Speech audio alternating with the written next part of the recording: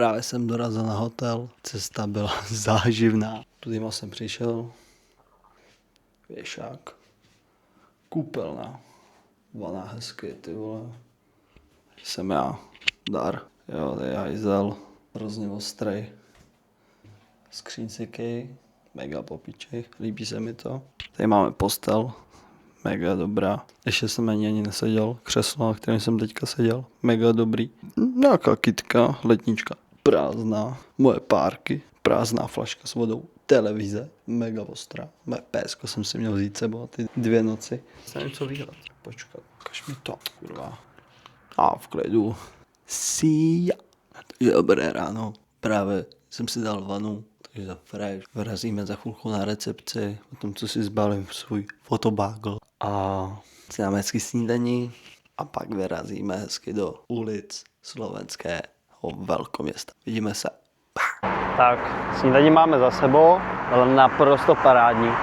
Měli tam takový, to se hrozně líbilo, takový mikrohoustičky, že najednou si říkám, tak dám si tvé. Tam měli košík s pečivem, tam byla fakt taková houstička, jakože představte si kajzerku, ale 4krát menší. Ještě mi napadlo říct, že proč jsem se rozhodl jet vlastně na jeden den celý takhle pryč, tak je to, protože jsem v pondělí zažil totální breakdown. A totálně se to na mě nakupilo, jelikož poslední dobou furt sedím za volantem a prostě v práci jsem akorát nasranej, že v pondělí na mě padlo úplně všechno, totálně jsem se sesypal, tak jsem si řekl, no tak dobrý, buď tady budu teďka o víkendu doma, sesypanej, nebo si prostě pojedu odpočinout. A varianta B vyhrá. Kokot, ty vole. Varianta B zvítězila, což velké díky mému teďkovi, který řekl, že mi zaplatí hotel.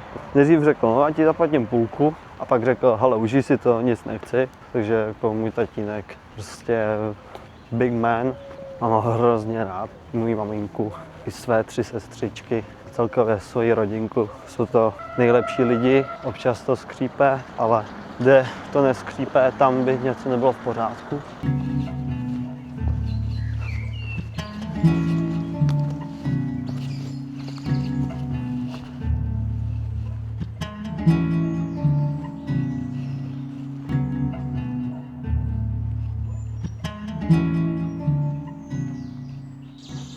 Tak jako musím říct, že jak tohle, fakt dobrý.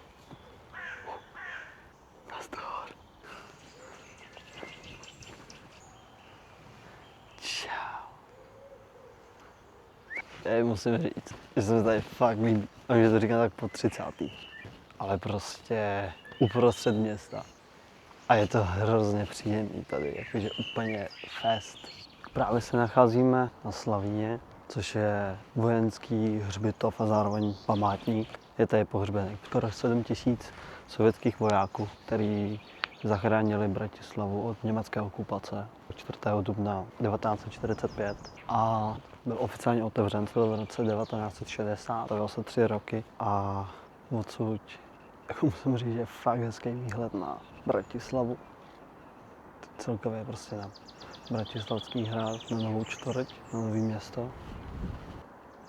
Jako, má to fakt své kouzlo, jako určitě bych sem šel. Už jsem tady podruhý v životě, a říct jsem tady byl minulý rok v srpnu.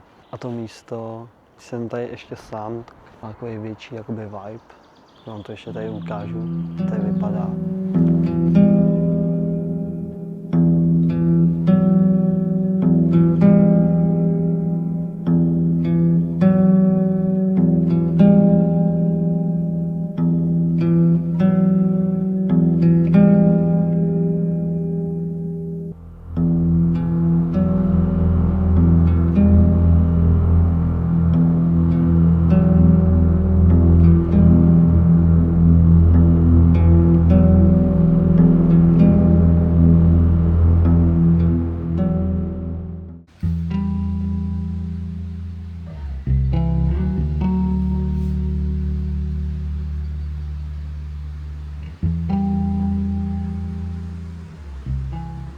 Kolik máme? 9:30.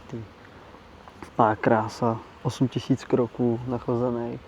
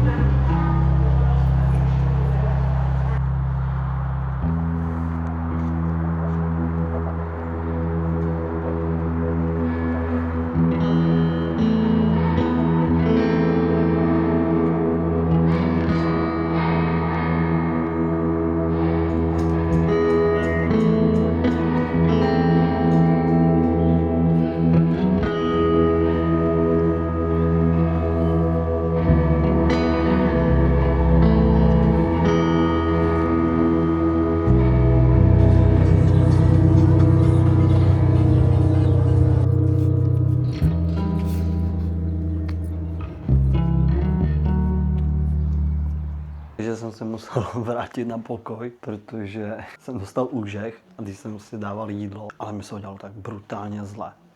Fakt jsem se, že v tu chvíli se mnou to tam flákne, takže jsem říkal, OK, jdu si na hotel, počiluju, osprchuju se, dám si studenou sprchu a potom přemýšlím, že bych šel buď ten vysílač tady, ten kamzík, a nebo zpátky do toho lesa, jak jsem byl, a že bych si tam vzal foťák a fotil zvířata.